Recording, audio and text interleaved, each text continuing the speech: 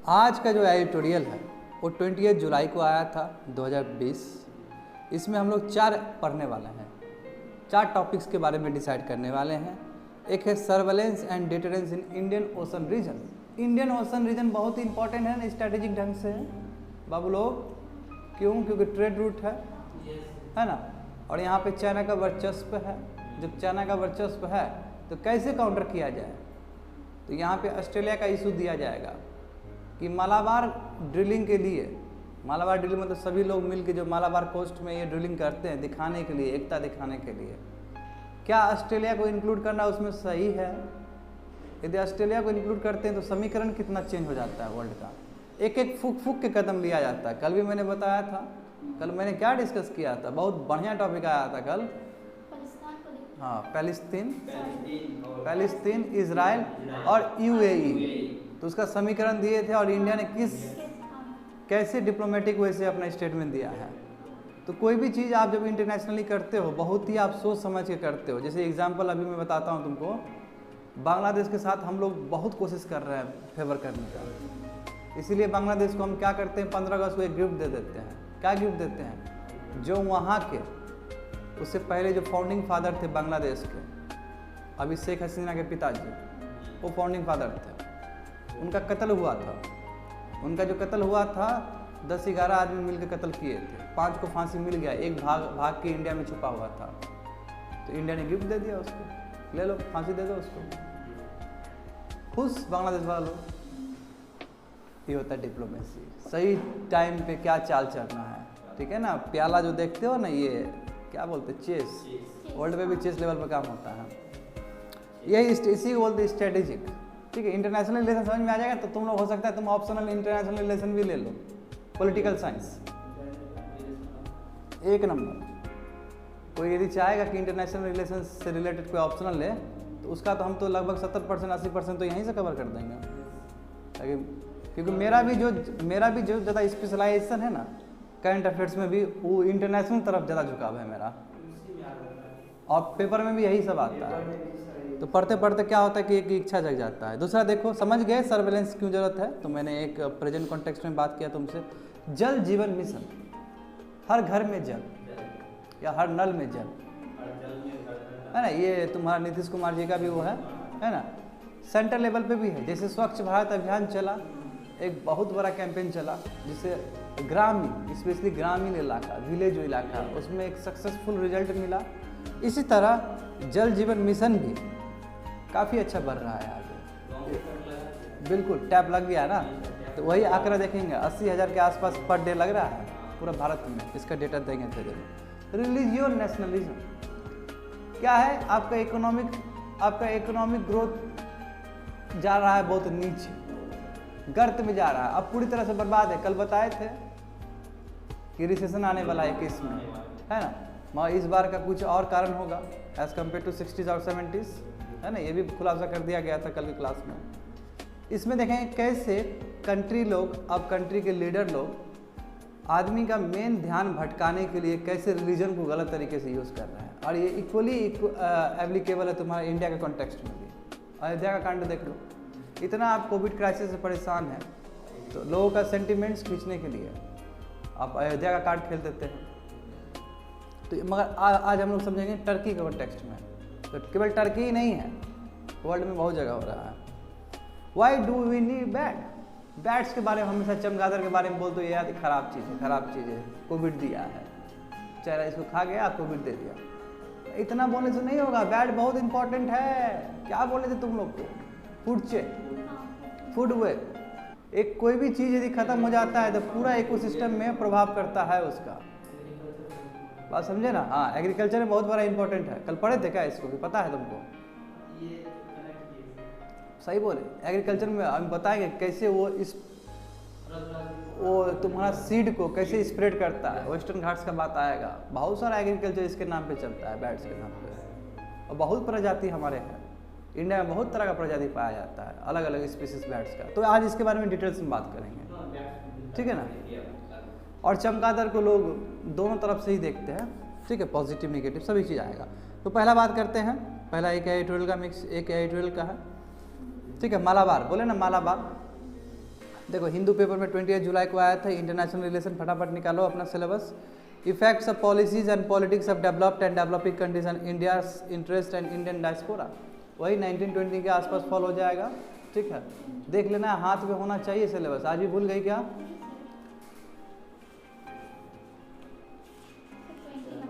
तुम्हारा जान है सिलेबस, बोल रहे हो 1920, इसलिए मैं दोनों को ही लेता हूँ। ठीक है, अब हम 1920 बोलते तो सोचो इतना बोलने के बाद हमको 1920 बोलना पड़ता है, इसका मतलब क्या है कि तुम लोग भी 1920 ही बोलो। देखो एनीवे बात समझो, ये तुमको समझना है कि IOR क्या है। मैंने शुरू में ही बता दिया तुम लोगों को कि इंडियन ओशन रीजन बहुत ही स्ट्रेटेजिक रीजन है ये। ठीक है, you please seat here so that I can see Nitish. It is better to seat here, either you and you. तुम बैठो, सुनो। ठीक है, so I should have direct contact to all the students। देखो इंडियन ओशन रीजन एकदम महत्वपूर्ण वाला area है। यही कारण है कि एक कंट्री के नाम से ओशन का भी दिया आता है, क्योंकि इंडिया सबसे ज़्यादा घिरा हुआ है इस ओशन से, इसलिए इंडियन ओशन रीजन है। ठीक है, यहाँ पे चाइनीज़ का वर्चस्व बढ़ते चला जा रहा है। जानते हो स्ट्रिंग ऑफ पर्ल्स का ही बताए थे, जिबौती में भी अपना बेस बना लिया है। Chabahar port, Gwadar port, specially Chabahar port के बारे में हम लोग आज दूसरे क्लास में जानेंगे, सेकंड क्लास के एडिटोरियल में जानेंगे कि चबहार पोर्ट में ईरान के साथ जो डील हुआ था उसके बाद भी इंडिया बहुत स्लो चल रहा है, तो इसलिए चबहार पोर्ट भी हमारे हाथ से निकलने वाला है। एक बार बोले थे पहले भी। तो बेस कहाँ पे? ग्वादर पोर्ट में है। ग्वादर पोर्ट पाकिस्तान में है, चाइना पाकिस्तान इकोनॉमिक कॉरिडोर जहाँ से पास होता है। जिबौती में है। नीचे देखोगे तो हम्बन टोटा है तुम्हारा। हम्बन टोटा क्या है? लीज वाला, जिसको प्रीडेटरी पॉलिसी बोलते हैं। प्रीडेटरी मतलब क्या है कि पहले आप इन्वेस्टमेंट कर दो, यदि वो पैसा नहीं दे पाए तो उसका लैंड ले लो, रिसोर्सेज ले लो। ये प्रीडेटरी पॉलिसी है।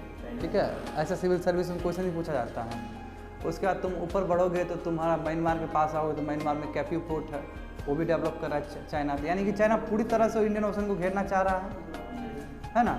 और उसके बाद साउथ चाइना सी का तो अलग ही डिस्प्यूट चल रहा है कि नहीं है? कहने का मतलब पूरा वर्चस्व। तो यही वर्चस्व के कारण क्या हुआ कि बहुत पहले एक क्वाड मीटिंग होता था। क्वाड मतलब क्वाड्रिलेटरल, चार, तो चार, इंडिया, ऑस्ट्रेलिया, USA और जापान, ये तय है, ये करेंगे मिलके वहाँ पर ड्रिलिंग।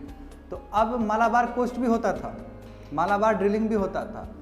आप स्ट्रेटेजिक ढंग से अपना ड्रिलिंग करते हैं, दूसरे कंट्री के साथ करते हैं, साझा करते हैं। आपका मिलिट्री रहता है, आपका आर्मी रहता है, आपका नेवी रहता है, साथ में आप काम करते हैं, मिल करते हैं, पावर दिखाने के लिए दूसरे कंट्री को कि ज़्यादा उड़ो मत, हम भी हैं। ठीक है ना, और ज़्यादा उड़ोगे तो जाओगे बाबू काम से, समझे ना। तो ये दिखाने के लिए, पावर यूनिटी दिखाने के लिए होता है। ठीक है, तो मालाबार का भी क्या हुआ? मालाबार में देखो कौन कौन कंट्री था? इंडिया, जापान और USA। और ऑस्ट्रेलिया बार बार बोल रहा है कि हम भी शामिल होना चाहते हैं, हम भी शामिल होना चाहते हैं। मैं इंडिया बार बार उसको मना कर रहा था कि मालाबार में आप नहीं हो सकते। मालाबार मतलब इधर केरला का ये वाला रीजन में ड्रिलिंग। तो पूरा ये इंडो पैसिफिक हो गया, पूरा इंडियन रीजन हो गया। तो अभी स्वीकृति मिल गया, अभी बोला कि ठीक है ऑस्ट्रेलिया आ सकता है। मगर वहीं पे तुम्हारा ऑथर क्या करता है? पॉइंट आउट करता है, कंसर्न पॉइंट आउट करता है कि ऑस्ट्रेलिया को इंक्लूड करना बहुत ही घातक सिद्ध हो सकता है आपके लिए। क्यों? क्योंकि कंट्री का लोकेशन देखो, सभी कंट्री का लोकेशन देखो। अब देखो तुम लोग को ये बात समझना होगा बाबू, ठीक है ना, कि सभी के डॉक्यूमेंट्स में, सभी के स्ट्रेटेजिक डॉक्यूमेंट्स में रीजन अपने लिए मायने रखता है। जापान के लिए वो रीजन इंपॉर्टेंट है, मैं इंडिया के लिए हो सकता है वो रीजन इंपॉर्टेंट ना हो, है ना। तुम्हारे लिए तुम्हारा घर इंपॉर्टेंट है ना, उसके सराउंडिंग। तो ड्रिलिंग भी करेंगे तो तुम भी देखो कि हमारा घर कितना सुरक्षित है। बात समझ रहे हो ना? इंटरनेशनल लेवल पे भी यही हो रहा है। तो देखो ये समझना होगा, ठीक है। इंडो पैसिफिक, देखो स्ट्रेटेजिक ढंग से इंडो पैसिफिक का बात होता है। इंडिया क्या बोलता है कि इंडो पैसिफिक का मतलब है कि तुम्हारा जो ईस्ट कोस्ट ऑफ अफ्रीका है, यहाँ से लेके तुम्हारा यहाँ तक रीजन, वो इंडो पैसिफिक है, ठीक है। मगर यूएस का जो डॉक्यूमेंट है और बाकी कंट्री का बहुत सारा डॉक्यूमेंट है, वो बोलता है इंडो पैसिफिक यहाँ से नहीं है, इंडो पैसिफिक यहाँ से है। तो यहाँ से इंडिया के लिए तो सभी इंपॉर्टेंट है, यहाँ पे कुछ होगा तो इंडिया को डर है। बात समझे ना? तो ये कन्फ्लिक्ट है इस चीज़ को लेके, अपना अपना डॉक्यूमेंट में, अपना अपना डिफेंस डॉक्यूमेंट में, हर एक कंट्री में। तो अब होगा क्या कि देखो ऑस्ट्रेलिया का पोजीशन ये है, जापान का पोजीशन ये है, यूएस का पोजीशन ये है, यदि ये सब कंट्री को लाओगे तो ये रीजन पे ज़्यादा इंटरेस्टेड होगा, और उसको तुम यहाँ खींचना चाहते हो तो यहाँ पे वो अपने ढंग से बुद्धि लगाएगा ये लोग। बात समझ में आया ना?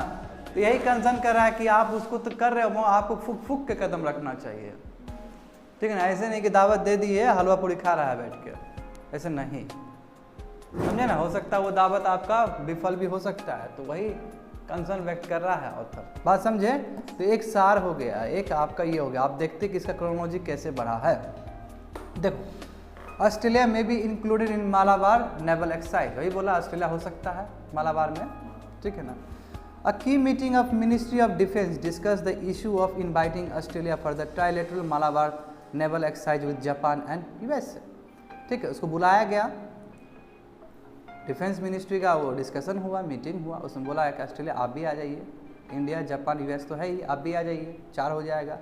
मालाबार एक्सरसाइज का यदि हिस्ट्री देखोगे, जेनेसिस देखोगे, तो ये पहले एक्चुअली 2 कंट्री के बीच में बस होता था, एक इंडिया और यूएसए 1992 में। स्टार्टिंग पॉइंट जेनेसिस बता रहे, हिस्ट्री बता रहे हैं, समझ में आया? उसके बाद ये एक्सपांड होकर ट्राइलेटरल फॉर्मेट में हुआ जब जापान आया, इसमें शामिल हुआ 2015 में, ठीक है? तो उसके बाद क्या हुआ कि लास्ट मंथ मगर एक नया चीज़ हुआ। लास्ट मंथ मतलब देखो अभी क्या है, जुलाई, इस पॉइंट में जुलाई का है ये, तो जून में एक समझौता हुआ ऑस्ट्रेलिया के साथ। वो समझौता क्या है? Mutual logistic support. कभी लेमो का बात किए थे बाबू तुम लोग से हम, इंडिया और यूएस के बीच में लेमो साइन हुआ है 2016 में, कहीं बताए थे, डिफेंस से पढ़ा रहे थे। लेमो मतलब क्या होता है? लॉजिस्टिक ऑफ एग्रीमेंट्स ऑफ, मैं फुल फॉर्म भूल रहा हूँ, इसका मतलब ये होता है, सॉरी मैं फुल फॉर्म बोल रहा हूँ, मैं बताता हूँ इसका मतलब क्या होता है। इसका मतलब होता है कि हम आपका बेस यूज़ कर सकते हैं, जैसे हम आर्मी हैं तो कहीं दूसरे जब हम नेवल बेस नहीं बना सकते, मैं आपका बेस यूज़ कर सकते हैं फ्यूलिंग के लिए, बिल्कुल फ्यूलिंग के लिए या रेस्ट के लिए या कोई इक्विपमेंट के लिए। ये चीज़ यूएस के साथ भी साइन हुआ था हमारा 2016 में, और एग्जैक्टली यही चीज़, ऐसा ही चीज़ हमारा ऑस्ट्रेलिया का भी साइन हुआ था। यानी कि ऑस्ट्रेलिया निकट आ रहा है इंडिया के पास, तो क्यों नहीं ऑस्ट्रेलिया को भी किया जाए मालाबार एक्सरसाइज के लिए। बात समझे ना? जिसका जेनेसिस समझना होगा। तो last month India Australia sign the long pending mutual logistic support, elevated their partnership to comprehensive strategic partner. पहले जो रिलेशन था वो रिलेशन में और निखार आ गया, और रिलेशन देखो इंटरनेशनल लेवल पे रिलेशन का नाम होता है, एक बायलैटरल रिलेशन। अब स्ट्रेटेजिक ढंग से तुम रिलेशन कर दोगे तो वो नाम आ जाता है कॉम्प्रहेंसिव स्ट्रेटेजिक पार्टनरशिप। स्ट्रेटेजिक क्यों?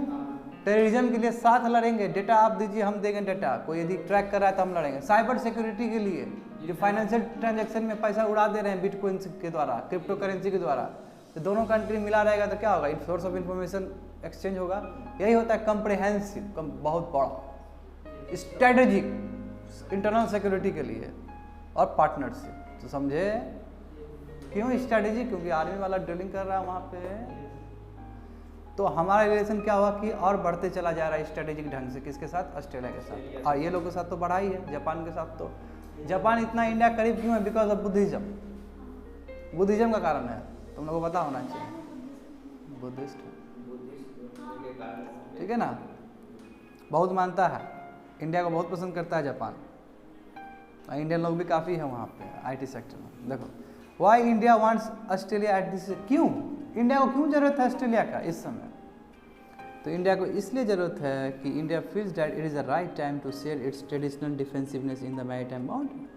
अब समय आ चुका है कि जो पहले सेड है, पहले हम उसको इजाज़त नहीं देते थे मालाबार एक्सरसाइज के लिए, अब हम इजाज़त देंगे।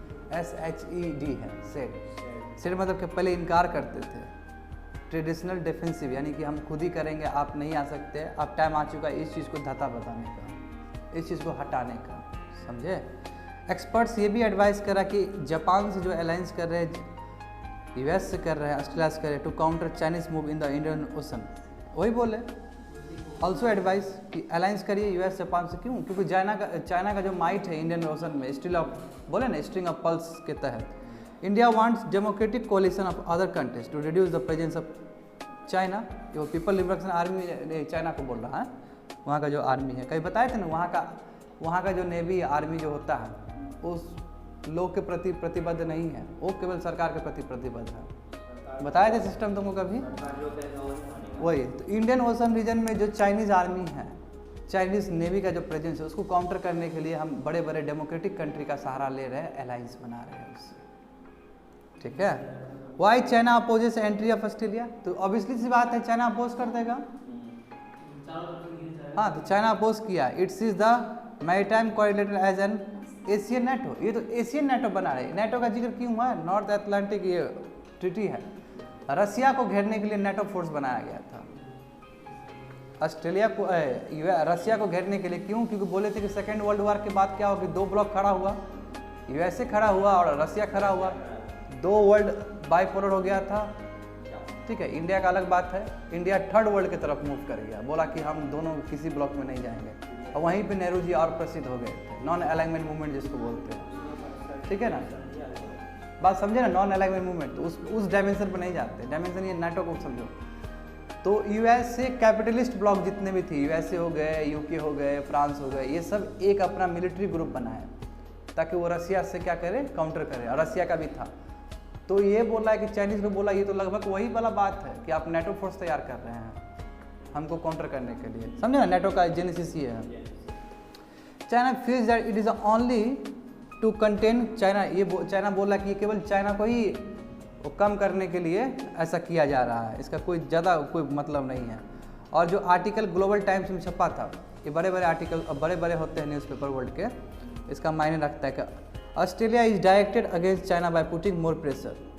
क्या है, ऑस्ट्रेलिया के साथ तो रिलेशन बताए थे तुमको, ऑस्ट्रेलिया और चाइना का रिलेशन बिगड़ते चला जा रहा है, बहुत बिगड़ते चला जा रहा है रिसेंट टाइम में। It is also said that when India plans to expand sphere of influence on the entire Indian region Pacific region, India was risky. वही बोला, उस ग्लोबल टाइम्स में भी यही लिखा गया है कि यदि इंडिया इजाज़त दे ऑस्ट्रेलिया को तो इंडिया अपने पैर पे भी कुल्हाड़ी मार सकता है।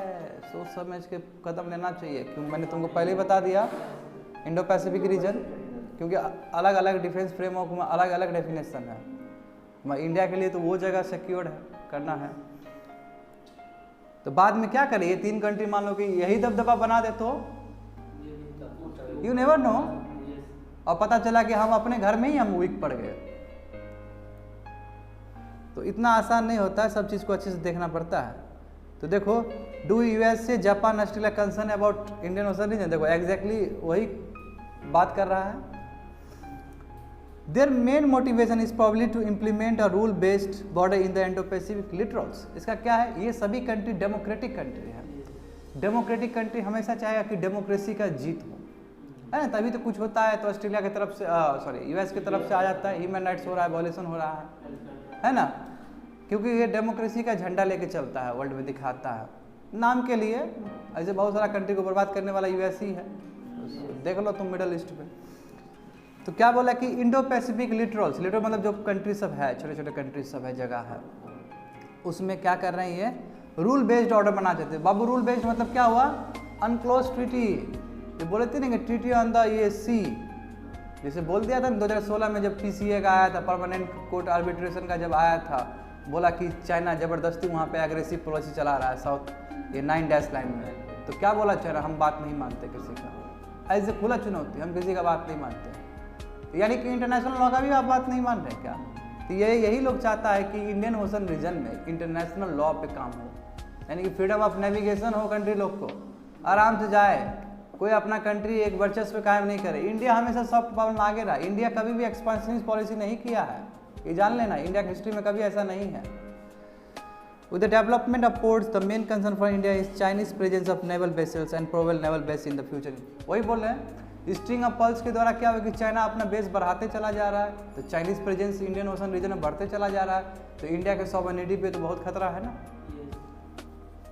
Chinese research and intelligence ships presence close to the Andaman island relatively expanded in recent time. जो अंडमान एंड निकोबार हम लोग का आइलैंड है, जो देखते हो नीचे, वहाँ पे चाइनीज़ क्या है, चाइनीज़ का इंटेलिजेंस शिप, बड़े बड़े टेक्नोलॉजिकल वाला शिप बढ़ रहा है प्रेजेंस। इसका मतलब क्या है, इंडिया को घेरने के चक्कर में है वो, है ना। तो वही बोल रहा है यहाँ पे अलग तरीके से। मैंने स्ट्रिंग ऑफ पल्स के बारे में बोल दिया, बिल्कुल ये सभी चीज़ स्ट्रिंग ऑफ पल्स के अंदर आ जाएगा। 2015 में पूछ लिया गया तो क्वेश्चन कि स्ट्रिंग ऑफ पल्स चाइना का होता क्या है, क्या चीज़ है, इसलिए तुमको फैमिलियर करवा रहा हूँ पॉलिसी से, ठीक है। तो क्या बोला कि इसका इंटेलिजेंस जो शिप का है, जो भी मिलिट्री है, ये सब बहुत ज़्यादा बढ़ रहा है अंडमान निकोबार, पर्टिकुलरली अंडमान निकोबार और जनरली इंडियन ओशन रीजन में। But China till now ensure that it does not cause any confusion. China बोल रहा है कि इंडिया को घबराने की बात नहीं है, बोलता है मगर तो पीछे से भोग देता है ना। तुम केस देख लो जवाहरलाल नेहरू के साथ जो युद्ध हुआ था, उसमें तो चीनी भारत भाई भाई करके पीछे से भोग दिए, है ना। वो आया था, उसका जो प्रीमियर था वहाँ का आया था, हम बहुत स्वागत किए थे उसका, नेहरू जी खुद रिसीव किए थे। अब सब लोग खूब खुश था कि हिंदी चीनी भाई भाई भाई भाई ये दिया गया था उस समय। क्या हुआ, वो उधर गया, 1 साल बाद ठोक दिया इंडिया को। हाँ तो हुआ ना। इंडिया शुड ट्रीट कॉशियसली, इसलिए इंडिया को फूक फूक के कदम रखना चाहिए, इसका मतलब ये हुआ बाबू, ठीक है। US expect India to assist the US navy in the South China Sea India. US चाहता है कि साउथ चाइना सी में चाइना को वो करने के लिए इंडिया का बहुत ज़रूरत है, क्यों, इंडिया नेबरिंग कंट्री है। तो बोले ना किसी को हराना है तो नेबरिंग कंट्री के साथ आप हाथ मिला लीजिए। क्योंकि US का सबसे बड़ा कंटेंडर कौन है, चाइना है, इंडिया तो कहीं है ही नहीं, ठीक है ना। मैं बता दूं कि तुम लोग इंडिया करते हो, अच्छी बात है, प्रेम होना चाहिए देश को लेकर, मत तुमको देश के बारे में तुमको पता भी होना चाहिए कि तुम्हारा देश कितना आगे है कितना पीछे है, कोई तुलना नहीं है। तुम कहोगे कि चाइना से हम हरा देंगे तो बाबू कोई तुलना नहीं। इंडिया और पाकिस्तान जो है ना, पाकिस्तान का कोई तुलना नहीं है इंडिया से, तो लगभग यही समीकरण है। और ये चीज़ हम रोज़ बोलते हैं अपने पिताजी को घर में कि आप ये मत सोचिए कि युद्ध हो जाएगा, बोलते हैं हमेशा कि युद्ध कर दो इंडिया, लेमैन आदमी है, युद्ध चाहिए उनको। तो हम बोलते हैं कि बहुत पावरफुल है और एक वो है, तो युद्ध में क्या होगा, नुकसान तो आपका ज़्यादा होगा। बात समझ में आया। तो US को क्यों चाहिए, इसलिए चाहिए कि साउथ चाइना सी में क्या वो कंटेन कर सके चाइना को। However neither USA nor Japan problem interested in China's interest. वही बोल रहा है, ये लोग को इंटरेस्ट नहीं है इंडियन ओशन रीजन में क्या हो रहा है चाइना का, उसको इंटरेस्ट है साउथ चाइना सी, वहाँ पे उसको दता बताना है, उसको मतलब नहीं है इंडियन। वही बोला है, there may be occasional naval exercise in bay of Bengal. कभी कभी बे ऑफ बंगाल में एक्सरसाइज हो जाता है, कंटिन्यूस होना और कभी कभी होना डिफरेंट है ना जी। They may not resort to sustain surveillance and deterrence operation. इससे क्या है, तो आप जो डिटेरेंस होना चाहिए, बताए थे डिटेरेंस पॉलिसी जब हम उसका भी बात किए थे, याद करो, एटॉमिक न्यूक्लियर बम के बारे में, कि हम डेवलप कर रहे हैं सेकेंड स्ट्राइक पॉलिसी के हिसाब से, पहले हम नहीं फोड़ेंगे, हम इसलिए बना रहे हैं कि कोई एनिमी कंट्री हमको अटैक ना करे। वही डिटेरेंस का बात आया था। तो डिटेरेंस मतलब क्या है कि शांति को बनाने के लिए हम वो मेहनत कर रहे हैं। तो ये क्या बोल रहा है कि ये सर्वेलेंस और डिटेरेंस ये उतना ढंग का नहीं है जितना ढंग का होना चाहिए इंडियन ओशन रीजन में, कि ओकेजनली हो रहा है। बे ऑफ बंगाल का ड्रिल्स, बे ऑफ बंगाल वही इंडियन ओशन रीजन, ये पूरा है, अंडमान निकोबार पूरा, वो खाली ऊपर ही मत देखना, केवल उतना ही नहीं गधा, बे ऑफ बंगाल फुल है। दिखाओ इसको बे ऑफ बंगाल, हाँ जाओ कोमल दिखाओ इसको बे ऑफ बंगाल क्या है, पूरा रीजन पूरा, हाँ बिल्कुल वो इंडियन ओशन रीजन में आ जाएगा, ठीक है। देखो, probably Australia is only one country which may be ready and able to partner in securing the eastern Indian Ocean. देखो क्यों, क्योंकि ईस्टर्न में वो भी है, ऑस्ट्रेलिया भी है, केवल ऑस्ट्रेलिया ही होगा ईस्टर्न में, मगर उसको वेस्टर्न से क्या फ़र्क पड़ता है। तो बोले ना, सब कोई कंट्री होगा तो अपना दिमाग रखेगा कि हमको क्या फ़ायदा है। Moreover, several of the India's neighbors are siding along with China because of its economic might। मगर तुम देखते ही हो कैसे पाकिस्तान तो पहले से ही है, नेपाल भी चला गया, म्यांमार में केपी पोर्ट बना रहा है, श्रीलंका को हमनटोटा ले लिया। तो हमारे इंडिया के जो नेबर्स है वो तो टिल्टेड हो ही रहे हैं चाइना की तरफ। क्यों, क्योंकि चाइना बहुत बड़ा इकोनॉमिक माइट है, बहुत पैसा है, इन्वेस्टमेंट कर देता है, लोग खूब खुश। वही एक बार दिए थे ना उदाहरण तुम्हारा, कि फूफा जी आके पैसा दे दिए, वही वाला हाल है, याद है। The need of the our is acquiring the requisite combat and deterrence capability by the. तो क्या अभी जरूरत क्या है कि डिटेरेंस कैपेबिलिटी आपको इंडियन ओशन रीजन में बढ़ाने की आवश्यकता है, तभी जाके आप का मोटिव पूरा हो सकेगा चाइना को घेरने में या फिर चाइना को डिटर करने में। समझ में आया, पहला एडिटोरियल ये है। अब बाबू तुमको समझ में आया, ठीक है, कॉन्टेक्स्ट समझ गए। अब देखो PIB में आया था, PIB मतलब क्या है, गवर्नमेंट वेबसाइट में आया था, जल जीवन मिशन, एक तरफा बात होगा। PIB में आया था, एक तरफा बात होगा, गवर्नमेंट का पक्ष का बात होगा। हमेशा तुमको बोले सेंस भी पकड़ लेना तुमको। जल जीवन मिशन तो बोला कि 1 lakh tap connection provided daily, है ना, 1 लाख हम देंगे टैप वाटर। हम बोले आकार के हिसाब से 80,000 के आसपास है, बोला कि और हम इसको बढ़ा के क्या करेंगे, 1 लाख देंगे प्रत्येक दिन। तो देखो सोशल जस्टिस एंड गवर्नेंस है, government policies and interventions for the development in various sectors and issues arising out of their design and implementation.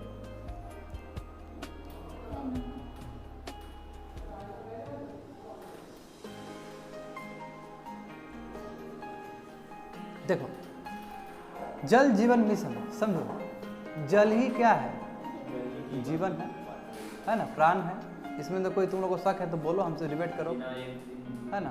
और इसका रीजन कल भी तो बात हुआ था हम लोग का, है ना। सेल हम लोग का 75% उससे से बना है, इसलिए इम्पोर्टेंट। बिल्कुल, हाई काटते हो तो पानी पी लो, हिचकी आ रहा था पानी पी लो, क्यों न्यूट्रलाइज कर देता है इनफैक्ट। अब देखो बिल्कुल आवश्यक है ही, पानी इम्पोर्टेंट। मगर क्या हो रहा है कि दूषित, जानते हो फ्लोरा, याद करो हैवी लीड का भी बताए थे, हैवी लीड मेटल्स, फ्लोराइड, है ना, फ्लोराइड फ्लोरेसिस जिसको बोलते हैं। इस टाइप का जो हैवी मेटल्स प्रेजेंस की वजह से क्या हुआ कि ग्राउंड वाटर टेबल बहुत दूषित हो गया है ना। आर्सेनिक, आर्सेनिक कहाँ पे था, पूरा गैंजेटिक प्लेन में, है ना, गैंजेटिक प्लेन में। हाँ, पंजाब में भी बहुत बड़ा मुद्दा उठा था उसका, बच्चा, हाँ बच्चा का बोन वो हो जा रहा था, ग्रोथ, वेरी गुड। और उसके बाद हम लोग बात किए थे फ्लोराइड सब का बात करेंगे तो हम फिर तेलंगाना के साइड में आ जाएंगे, गुजरात के साइड में आ जाएंगे जहाँ प्रॉब्लम था। याद करो, सब बता चुके हैं हम तुम लोग को, यही तो ब्यूटी है करंट अफेयर्स का। तो आप बात समझो कि इससे रिलेटेड क्यों जल जीवन मिशन इतना इम्पोर्टेंट है इंडियन सिटीजन्स के लिए। तो देखो क्या क्या है प्लान के हिसाब से। जल Jeevan mission was launched in अगस्त 2019, लगभग 1 साल हुआ है, ठीक है। एंड इन 7 मंथ्स ऑफ 90, और 7 महीना का यदि आंकड़ा निकाला जाए, यानी कोविड से पहले तक का आंकड़ा निकाला जाए, तो around 85 lakh rural house hold, ठीक है, rural house holds were provided with tap connections, लगभग 85 लाख रूरल हाउस होल्ड्स, ठीक है। हाउस होल्ड मतलब फैमिली, 85 लाख फैमिली। इंडिया में 1.25 करोड़ देशवासी है, फैमिली तो कम है ना, 1.25 करोड़ फैमिली तो नहीं हो सकता। एक फैमिली में 10 है, 7 है, 5 है, 2 है, 3 है, इस तरह। तो लगभग 85 लाख रूरल हाउस होल्ड्स को टैप वाटर कनेक्शन अभी तक दे चुके हैं। And daily about 1 lakh house are being provided with tap, और प्रत्येक दिन ओवरऑल इंडिया का बात करें तो 1 लाख देने का बात है, ठीक है ना। और मैं 80,000 क्यों कर रहा था तो मैं थोड़ा देर में तुमको समझाऊंगा। समझ में आया तुमको क्या इसकी तरफ मिशन है। The government of India restructure, और ये जल जीवन मिशन है, ये पहले भी इंडिया के प्रोग्राम में था, पहले कुछ और था, उसको हम क्लब्ड कर दिया, और क्लब्ड करके नया चीज़ ले आए, समझे। तो पहले क्या था, पहले national rural drinking water programme चलता था, उसको हम जल जीवन मिशन कर दिए, समझे ना। ये बहुत पहले का है, उसको हम नया कर दिए। तो देखते हैं जल जीवन मिशन में क्या बात है। जल जीवन मिशन में यही है कि लगभग हमारे पास जो रूरल हाउस होल्ड है, यानी कि 19 करोड़ जो रूरल फैमिली है, 19 करोड़। हमारे इंडिया में कितने फैमिली है, लगभग 26 करोड़ के आसपास, 26 करोड़ फैमिली है इंडिया में, यही आंकड़ा है लगभग, समझे ना। उसमें देखो अभी बोला जाता है कि भारत क्या है, गाँव का देश है ना, तभी तो ग्रास रूट डेमोक्रेसी का बात करते, तभी तो पंचायती राज सिस्टम का बात करते हैं हम। गांधी जी बात करते कि नहीं करते।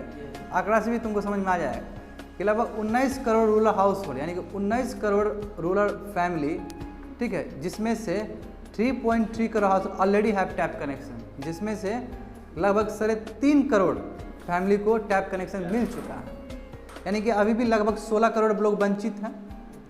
तो हम लोग का इरादा क्या होना चाहिए कि 16 करोड़ हाउस होल्ड को एक फेज्ड मैनर में कनेक्ट करवाने का, कनेक्शन, टैप कनेक्शन। तो इसको कैसे करेंगे, तो इसका देखो, इसका तौर तरीका क्या होगा, देखो। The goal is to provide functional household tap connection to every household with service level at the rate of 55 litres per day. प्रत्येक दिन प्रत्येक आदमी पे 55 लीटर्स का वाटर दिया जाए, वो भी पीने वाला। टैप कनेक्शन मतलब क्या होता है, शुद्ध पोर्टेबल वाटर। तुम नाला का पानी थोड़ी डाल दोगे उसमें। एक तो ऐसे लोग पानी त्राइमाम हो गया, अभी देखो पानी का बोतल खरीदना पड़ता है ना। अभी ये सिचुएशन आ चुका है। पहले हम लोग पानी चापाकल से पी लेते थे, या बहुत सारे सोर्स था, अभी सब पूरी तरह से दूषित हो गया है, बिल्कुल। अभी पूरी तरह समीकरण बदल चुका है। ये क्या है, ये एम्बिशियस प्रोग्राम जो है, इतना बड़ा जो मिशन है, ये कब हम पूरा करेंगे, हर घर नल से जल, ठीक है, ये 2024 तक पूरा करने का बात है, जब तक मोदी जी का ये टेन्योर रहेगा। दिस मीन्स कि 3.2 करोड़ हाउस होल्ड जो कवर हुए हैं, उसका यदि आंकड़ा देखोगे कि 2024 तक हमको क्या करना है, 19 करोड़ आदमी का करना है, और अभी 3.5 करोड़ किए हैं, तो 7 महीना, ये इतना 7 महीना में क्या किए, तो इसका आंकड़ा निकलता है, वही बोले थे ना कि 80,000 88,000 कर रहे थे, तो अभी तक यही दिखाया जाता है कि अभी जो 7 महीना में हम लोग क्या प्रयास किए, जो 3.2 करोड़ आदमी को जोड़े हैं, इसका मतलब प्रत्येक क्या किए हैं, डेली बेसिस पे 88,000 टैप कनेक्शन दिए हैं। और ये मेरा इरादा क्या है कि आने वाले समय में 1 लाख प्रत्येक दिन हम दें इंडिया में, समझ गए, 80,000 का आंकड़ा और 1 लाख का आंकड़ा, 88,000 का आंकड़ा अभी जो कर रहे थे, और 1 लाख का आंकड़ा आने वाले फ्यूचर में, ठीक है।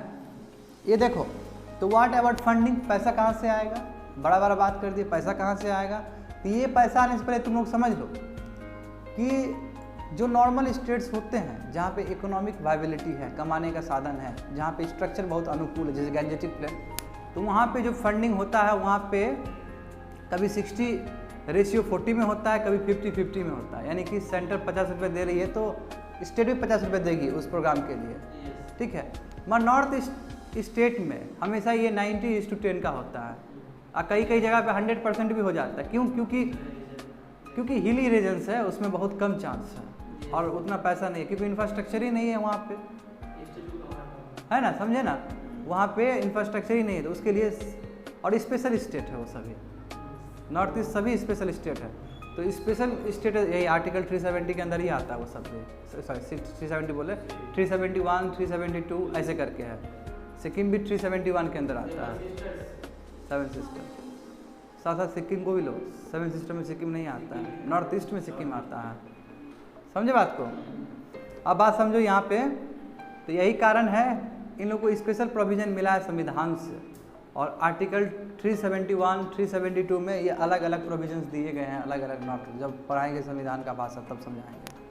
और सिक्किम भी, सिक्किम के जानते हैं, आर्टिकल 371 के तहत स्पेशल प्रिविलेज मिलता है सिक्किम को। तो बात समझे कि शेयरिंग मैकेनिज्म क्या है, तो लगभग जल जीवन मिशन का भी शेयरिंग यही होगा टैप कनेक्शंस के लिए। तो देखो, the total project cost of जल Jeevan mission is around 3.6 lakh crore, यानी कि लगभग 3 लाख करोड़ का इसका खर्च आएगा जी, जहाँ पे सेंटर लगभग 2 लाख करोड़ देगी, ठीक है। तो बाकी रेस्ट स्टेट्स को देने होगा, अपने अपने स्टेट्स को।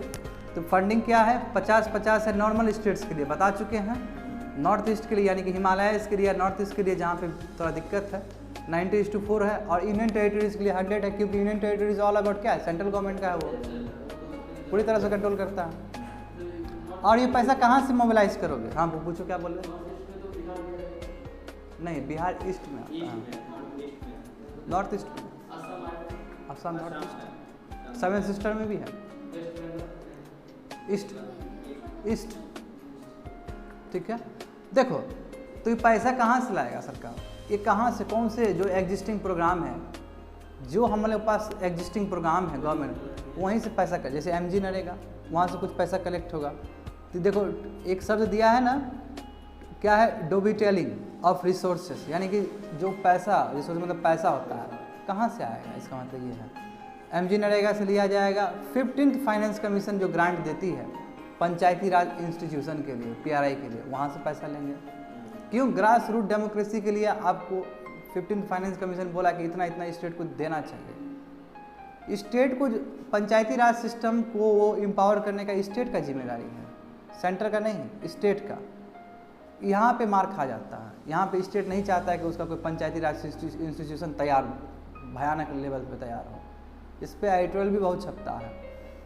तो बात समझे, मगर 15th फाइनेंस कमीशन क्या बोला गया कि जो राशि आप पंचायती राज इंस्टीट्यूशन को दोगे ग्रास रूट डेमोक्रेसी को बल देने के लिए, वो पैसा यूज़ करो, क्योंकि गांव का बात है, वो पैसा गांव में यूज़ होगा, इंफ्रास्ट्रक्चर में यूज़ होगा। स्वच्छ भारत मिशन ग्रामीण, ये इसके लिए भी आप पैसा अलग फंड देते हैं, वहाँ से भी आप कर सकते हैं। Mineral development fund, district mineral development, देखो इसका मतलब क्या होता है बाबू, कि जब आप, जैसे कि तुम्हारा बोकारो का एग्जाम्पल, या फिर झारखंड का कोई एरिया ले लो, ठीक है, वहाँ से क्या होता है कि ऑयल को हम लोग मिनरल्स को एक्सप्लॉइट करते हैं, बेचते हैं, तो पैसा तो हुआ। वो पैसा कुछ चीज़ रॉयल्टी आपको डिस्ट्रिक्ट को भी देने होते हैं, क्योंकि उस डिस्ट्रिक्ट में प्रेजेंट था, तो वो डिस्ट्रिक्ट में जो फंड बनेगा उसी फंड को बोलते हैं mineral development fund, district mineral, वो फंड यहाँ पे यूज़ किया जाएगा। CSR fund, corporate social responsibility fund, जो वहाँ पे यदि मान लो इंडस्ट्री वगैरह है तो वही बोलेगा कि आप भी थोड़ा भला करो, काम करो और आपको परसेंटेज देना है इतना। सोशल सर्विस बिल्कुल। लोकल एरिया डेवलपमेंट फंड जो MLA MP को मिलता है ना, इसके लिए MP को जो मिलता है वहाँ से भी खर्च करो। क्यों? क्योंकि वो भी तो गांव देहात से जुड़ा हुआ है। तो समझे कि ये सभी सब कोट नहीं करना है, तो 2-3 दिन कोट कर देना बस, मोर देन इनफ है। तो जो रिसोर्स मोबिलाइजेशन होगा, जहाँ से पैसा आएंगे खर्च के लिए, सभी चीज़ें। अब देखो इन 20 or 21 a sum of rupees 23,000 crore has been allocated for the implementation of, यानी कि 20-21 में जो आंकड़ा देखोगे तो उसमें कितना एलोकेट किया गया है जल जीवन मिशन, उसको ये लगभग 24,000 करोड़, ठीक है, इतना किया गया है। क्यों? क्योंकि हम बोले थे कि पूरा प्रोजेक्ट का है ना, पूरा प्रोजेक्ट का 3.5 लाख करोड़ है ना, हर एक साल का अलग अलग समीकरण होगा। It is a decentralise programme with pani samiti at the forefront. ये डिसेंट्रलाइज है कि नहीं, गांव-गांव है। सेंट्रलाइज मतलब ऊपर से होना, डिसेंट्रलाइज मतलब गांव-गांव होना। तो तभी तो हम लोग बात करते हैं डिसेंट्रलाइजेशन प्रोसेस, तभी तो हम लोग पंचायती राज सिस्टम का बात करते हैं, तभी तो हम म्यूनिसिपैलिटी का बात करते हैं, तभी तो हम कॉन्स्टिट्यूशनल अमेंडमेंट एक्ट 73 और 74 का बात करते हैं 1992 में, जो बहुत बड़ा क्रांति था, जिसे ग्रास रूट हमारे बाबा जो सपना देख के गए थे गांधी जी, ग्राम स्वराज का बात करते थे। जानते हो कि क्या होना चाहिए, कि सशक्त होना चाहिए हमारे गांव सशक्त होना चाहिए। गांधी जी का बस DPSP में रख दिए थे वो चीज़, direct policy, direct principle of state policy. तुम लोग को अभी समझ में नहीं आएगा ये भाषा, जब कॉन्स्टिट्यूशन के बारे में बताएंगे तब समझ में। ये समझो ये चीज़, समझे? तो कहने का मतलब क्या है कि ये डिसेंट्रलाइज प्रोग्राम है, इसमें जो क्या बोलते हैं इसको, फोर फ्रंट पे जो रहेंगे, यानी कि जो लीड करेगा, वो लीड कौन करेगा? पानी समिति करेगा, यानी कि वहाँ का जो कमेटी करेगा। देखो विलेज वाटर और सैनिटेशन कमेटी, यानी कि जिसको हम पानी समिति भी कह सकते हैं, वो सब कमेटी होगा कोई भी ग्राम पंचायत का, विलेज का, ठीक है, और वो फॉर्म किया जाएगा। और यही कमेटी यानी कि पानी समिति क्या करेगी? मैनेज करेगी, ऑपरेट करेगी और मेंटेन करेगी ड्रिंकिंग वाटर सप्लाई को ग्राउंड लेवल पे। समझे? सिंपल पानी समिति बनाया जाएगा डिसेंट्रलाइजेशन ऑफ वाटर के लिए। They constitute at least 50% of women. देखो अब इसमें इस मेंबर में 50% महिला होना चाहिए। क्यों? महिला ज़्यादा बेटर। क्यों महिला होना चाहिए? क्योंकि महिला को दुख ज़्यादा होता है पानी नहीं होने के बाद, महिला को दूर दूर जाना पड़ता है पानी कलेक्ट करने के लिए, तो महिला ज़्यादा दर्द समझ सकती है पानी का, है कि नहीं है? घड़ा लेके जाती है। और उतना ही नहीं, SC ST का भी रिप्रेजेंटेशन होना चाहिए। क्यों? गरीब तबकों को पानी भी बहुत लेट मिलता है, अमीर लोग तो इधर उधर खरीद लिया, तो SC ST का भी पूरी तरह से रिप्रेजेंटेशन होना चाहिए पानी समिति में। बात समझ में आया तुम लोग को?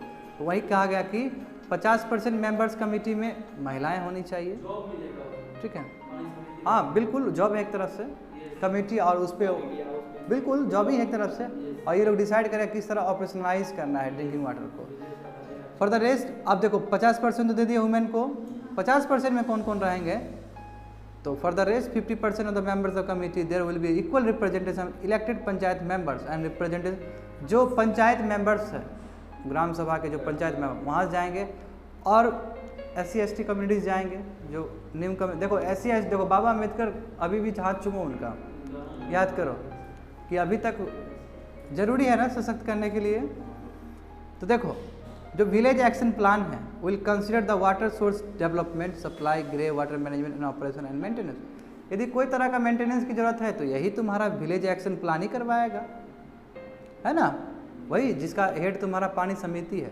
तो कोई तरह का फिर वाटर सोर्सेज डेवलपमेंट करना है, सप्लाई किस तरह होना चाहिए, क्या चेन सिस्टम वहाँ होना चाहिए, सभी देख रेख कौन करेंगे?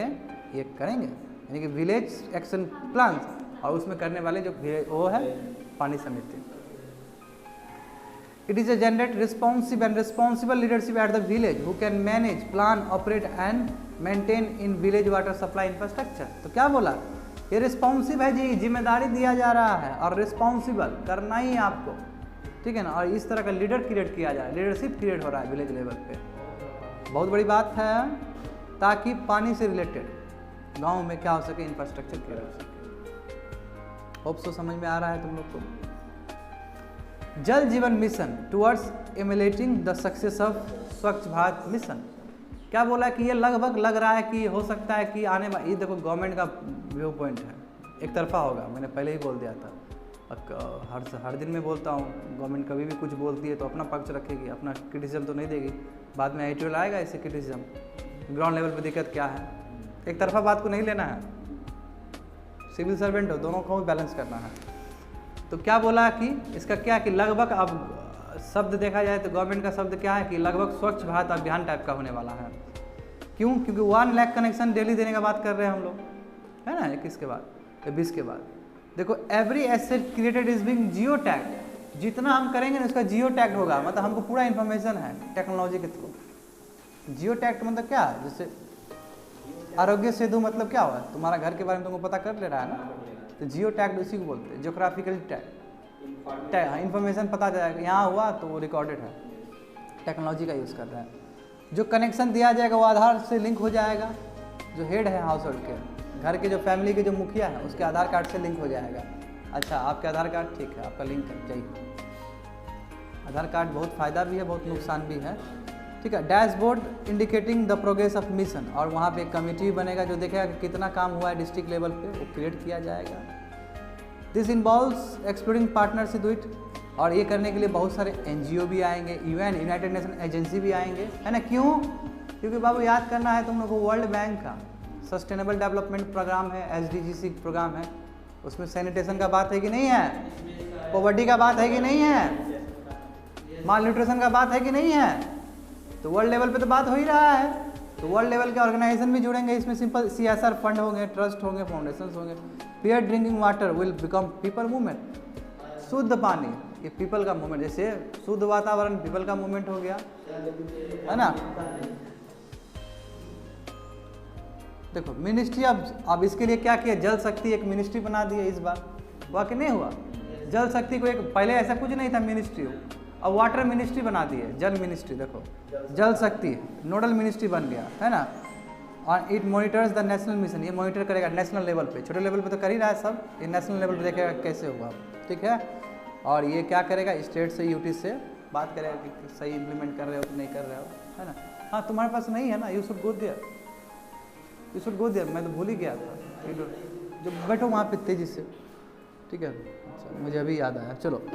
The emphasis is principle of equity and inclusiveness and none is left behind, ये क्या है, इंक्लूड, सब तबका को साथ लेके चलना है। क्यों? इसमें SC भी है, ST भी है, इसमें महिलाएं भी हैं, इसमें लोग भी है, सभी लोग हैं, इंक्लूसिव डेवलपमेंट होना चाहिए। पानी किसी एक के लिए नहीं होता है, जैसे स्वच्छ इन्वायरमेंट होगा सबके लिए होगा, पानी भी होगा तो सबके लिए होगा, ठीक है। इक्विटी मतलब क्या है, संपत्ति, क्या है, संपत्ति सभी का होना चाहिए, कोई भी इससे अछूता ना हो, नन शुड बी लेफ्ट। और special focus is given to the district affected with Japanese insect, जो चमकी बुखार से बाबू जो पीड़ित है, और गलत पानी पीने जो पीड़ित है, वैसे डिस्ट्रिक्ट पे और बल दिया जाएगा इस मिशन को, ठीक है।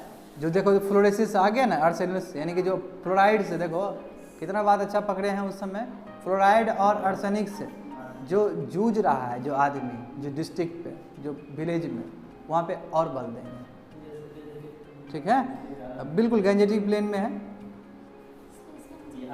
ठीक है ना। Skilling of villagers is another aspect, skill बनाना होगा, ट्रेनिंग देंगे। जैसे स्वच्छ घड़ी बनाए कि नहीं बनाए, स्वच्छता को बल देने के लिए स्वच्छ घड़ी बनाए, जैसे सत्याग्रह था, सत्याग्रहीज बने उस समय, सत्याग्रहीज बोला था, बताएंगे तुम लोग को मॉडर्न इंडिया में। उसी तरह स्वच्छ घड़ी भी बना, इसी तरह पानी को देखने वाले भी ऐसे लोग बनेंगे, यानी कि स्किल डेवलपमेंट होगा विलेजेस का। और ये क्या है जी, जल जीवन मिशन एक पार्ट है गरीब कल्याण रोजगार योजना, यानी कि रोजगार भी तो हो ही रहा है इसमें, डैम बनेगा, उसमें ये बनेगा, वो मेंटेनेंस, तो रोजगार तो क्रिएट होगा। Quality water supply through drinking water testing laboratories होगा चेक करने के लिए, प्योरिटी चेक करने के लिए। एक्वागार्ड लगाते तो होता है ना जी, ये नहीं कि दे दिया कोई पानी पी रहा अपना चल दिया ऊपर, ऐसा नहीं होना चाहिए। 5 villagers preferably women will be the trend so that water supply could be tested. महिलाओं को ट्रेंड किया जाएगा स्पेशली, क्यों जानते हैं, महिलाओं से ज़्यादा अटैचमेंट है वाटर का, क्यों, क्योंकि महिला को दूर दूर जाना पड़ता है ना जी। तो every source need to be tested once, हर एक सोर्स जहाँ से पानी आता है, हर एक को चीज़ चेक किया जाएगा, उसके पैरामीटर को चेक किया जाएगा और बताया जाएगा क्या अनुकूल है पीने के लिए, और कोई बैक्टीरियोलॉजिकल कंटेमिनेशन तो नहीं है, कोई बाहर का पैथोजेंस वगैरह तो वहाँ पे इंटीग्रेट नहीं हुआ, ये भी सब चीज़ चेक होगा सालों साल। जल Jeevan mission will go a long way in improving the lives of rural population and reduce drudgery of women and girls of fetching water. जो दूर दूर जाके बेचारा महिलाएं परेशान होती हैं पानी लेने के लिए, पानी ला के काम करने के लिए, इनका दूर हो जाए दुख, समझे। तो यानी कि रूरल पॉपुलेशन को एम्पावर करने का बात है। तो यहाँ पे यदि कोई तुमको महिला सशक्तिकरण का बात करे तो तुम जल जीवन मिशन को भी अपने एंगल से खींच सकते हो, ठीक है ना। चालाकी होना चाहिए, सात्विक दिमाग होना चाहिए कि कैसे कोई एग्जाम्पल किस चीज़ के लिए कोट करें। तो महिला सशक्तिकरण है, चूल्हा दे दिए, उज्ज्वला योजना महिला सशक्तिकरण है ना। क्यों? क्योंकि तुम्हें पता है कि चूल्हाज में क्या होता है, जो ट्रेडिशनल चूल्हाज है उसमें क्या स्मोक प्रोड्यूस होता है ना। ब्लैक कार्बन याद करो, प्राइमरी पोल्यूटेंट है ना, मगर वो कुछ ही हफ्ते तक ही सर्वाइव कर पाता है। यू नो ज्योग्राफी का पढ़ रहे हो तुम लोग, एनीवे पढ़ना है। अब बात करते हैं हम लोग रिकरिंग कॉन्स्टेंट क्या है। हाँ देखो बाबू, यही रिलीजियो नेशनलिज्म बोले ना कि रिलीजन के आड़ में आप क्या कर रहे हैं, नेशनलिज्म को खींच रहे हैं। क्योंकि ज़्यादा लोग वहाँ पे है तो रिलीजन का आप कार्ड खेलिएगा तो लोग प्रभावित हो जाएगा, और इकोनॉमिक जो होना चाहिए एस्पेक्ट होना चाहिए उस पर आप बल नहीं दे रहे हैं। तो ये मैक्सिमम कंट्री यही चीज़ रिसोर्ट कर रहा है, समझे ना बात को। तो हिंदू में आया था 17 जुलाई, फटाफट देख लो, इंटरनेशनल रिलेशन है वही 19। Effect of policies and politics of developed and developing countries on India's interest and Indian diaspora, ठीक है। इसमें देखते हैं हागिया सोफिया, सोचो कि ये क्या है, समझो बात को, बात समझो बाबू। मिडल ईस्ट में तो गणित और टेढ़ा, कल तो एक गणित भी देखे तो बहुत अलग तरीके से चलता है। इंडिया तो बहुत शांत है, वहाँ कब क्या हो जाए यू नेवर नो। सीरिया देखो कितना बुरा स्थिति में फंस गया, यू नेवर नो। अफगानिस्तान देखो, तो इतना स्थिति खराब है वहाँ पे। तो ये हागिया सोफिया के बारे में आ रहा है। देखो ये क्या है, ये बहुत ही उटपटांगा चीज़ है जी। एक जगह था पहले, ये चर्च था, मेडावल हिस्ट्री में ये चर्च था, उसको मस्क में कन्वर्ट किया। क्यों? क्योंकि मुस्लिम साम्राज्य बढ़े, है ना। मेडावल इंडिया में मुस्लिम साम्राज्य बढ़ रहे थे कि नहीं बढ़ रहे थे वर्ल्ड लेवल पे। इंडिया का कॉन्टेक्स्ट में बात करोगे तो मेडावल इंडिया कहाँ से स्टार्ट होता है, 1200 AD के बाद, ठीक है, और 1707 तक औरंगजेब के डेथ के बाद, है कि नहीं है। और कई बुक ये भी बोलते हैं कि 1200 नहीं है, कई बुक बोलते हैं कि 750 AD है। अर्ली मेडिवल इंडिया उसको बोलते हैं, ठीक है। मत तुमको जो पूछा आता है वो 800 AD के बाद पूछा आता है प्रीलिम्स में, देख लेना, मैं बताऊंगा जब पढ़ाऊंगा तब उसके बारे में। ये बात समझो कि इसका क्रोनोलॉजी क्या है। तो वो पहले चर्च था, यही हागिया सोफिया, फिर मस्क बना, फिर म्यूजियम बना, ठीक है, संप्रदाय को बल देने के लिए, टॉलरेंस। यदि कोई धर्म स्थल को हम म्यूजियम बना दे तो अच्छी बात है ना, सभी धर्म के आदमी जुड़ जाएंगे। म्यूजियम मतलब क्या, अट्रैक्टिव चीज़, कोई साइंस से रिलेटेड कोई चीज़। अब टर्की का जो अभी प्रेसिडेंट है एर्डोगन, वो क्या किया, इस म्यूजियम को फिर से मस्क कन्वर्ट कर दिया। जी समझो बात, समझे। तो क्या हुआ, तो लोगों का ध्यान आकर्षित किया। क्यों, सब इस्लामिक है, टर्की में सब इस्लाम है मैक्सिमम, समझे। तो लोगों का ध्यान भटकाने के लिए, अभी बताएंगे कि बहुत बुरा स्थिति में चल रहा है एर्डोगन इकोनॉमिक फ्रंट पे, अर्थव्यवस्था बहुत बुरे। तो अर्थव्यवस्था का ध्यान भटकाने के लिए ये सभी पैतरा अपनाए जा रहे थे। इंडिया में भी तो यही हो रहा है, समझे बात को। इसमें टारगेट है टर्की। हाँ बोलो, तुम बोलो। हाँ बिल्कुल, हम लोग टेम्पल का ही बात किए थे 2 दिन पहले, है ना, कि टेम्पल कैसे, जो तुम्हारा केरला का टेम्पल था उसमें क्या हुआ, कैसे राइट्स हुआ, कितना अलग सुप्रीम कोर्ट ने वर्डिक्ट दिया, है ना। उसमें हम चिक चिक के बोल रहे थे। क्यों? क्योंकि ऐसा वर्डिक्ट मतलब समझो कि रेयर वर्डिक्ट होता है सुप्रीम कोर्ट का, जहाँ पे पूरा वर्डिक्ट ही चेंज हो जाए। 70 साल का वर्डिक्ट पूरा चेंज हो गया। उस पर हम LGBT का भी बात किए थे, यू नो दिस थिंग। जहाँ पे हम बहुत प्रभावित हो जाए, जहाँ पे हम खो जाए, शुद्ध बुद्ध खो जाए, तो समझो कि बहुत बड़ा बात है वो, बहुत बड़ा देश में चल रहा है वो सब चीज़।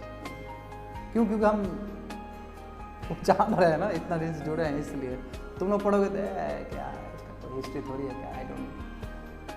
तो स्पेशल फोकस करना चाहिए वो सभी चीज़ को। देखो तो हैगिया सोफिया क्या है, वंस अगेन न्यूज़ में है। क्यों?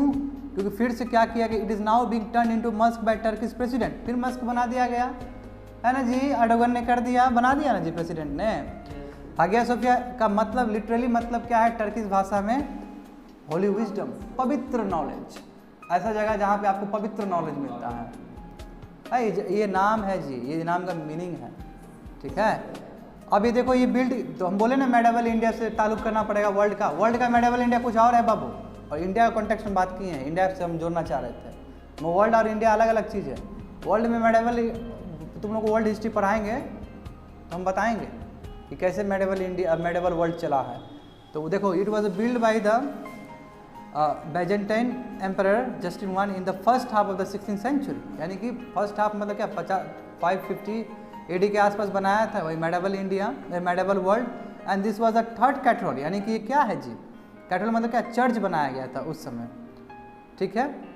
First religious service in the rebuilt Hagia was held on 537 में चला, पहला चर्च एक्टिविटी किया गया था उसके एम्पायर के प्रेजेंस में।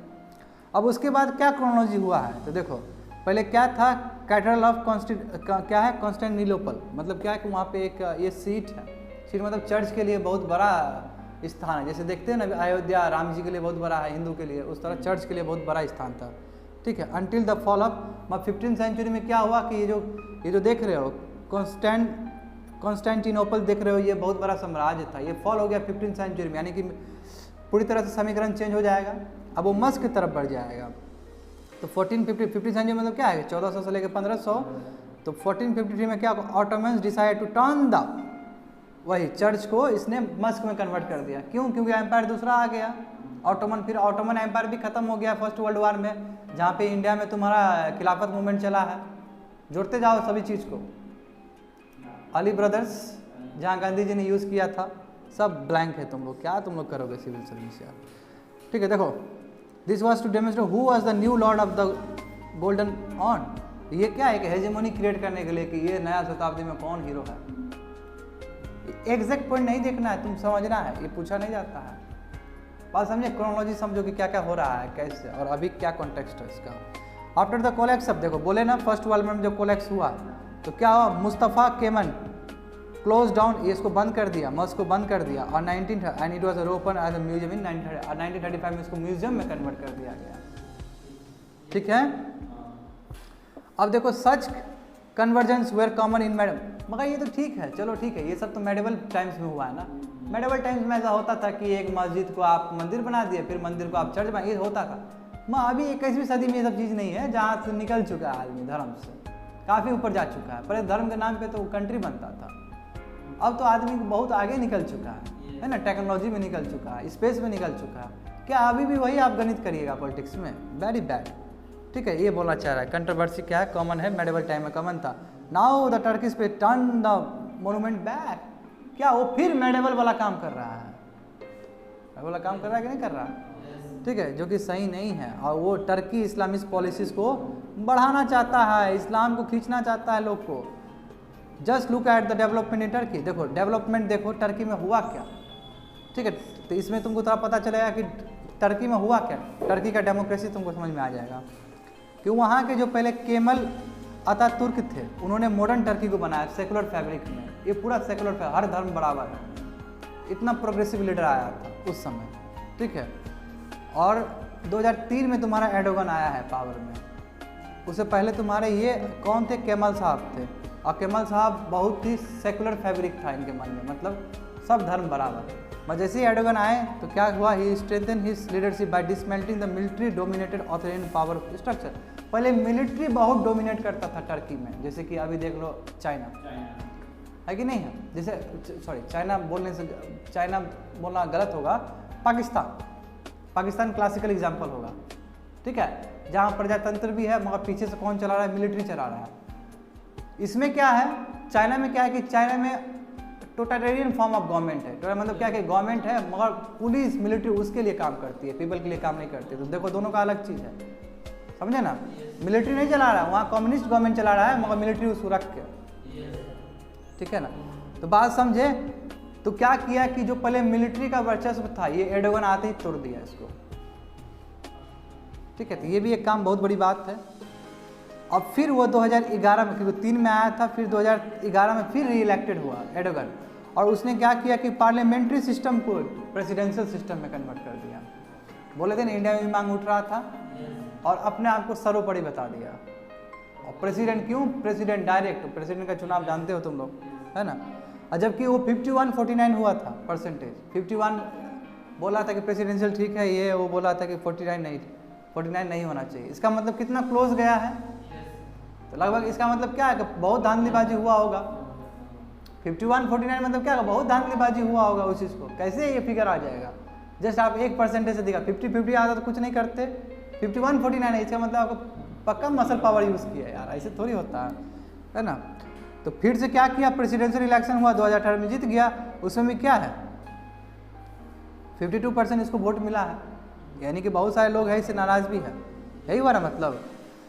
तो टर्की अंडरलाइनिंग रीजन्स पर क्या है, क्या कारण है कि रिलीजियो नेशनलिज्म की तरफ बढ़ा है। क्यों रिलीजियो, देखिए अभी जस्ट म्यूजियम को चर्च में मॉस्क में कन्वर्ट कर दिया, लोगों का इस्लाम लोगों को खींचना चाह रहा है, ऐसा क्यों।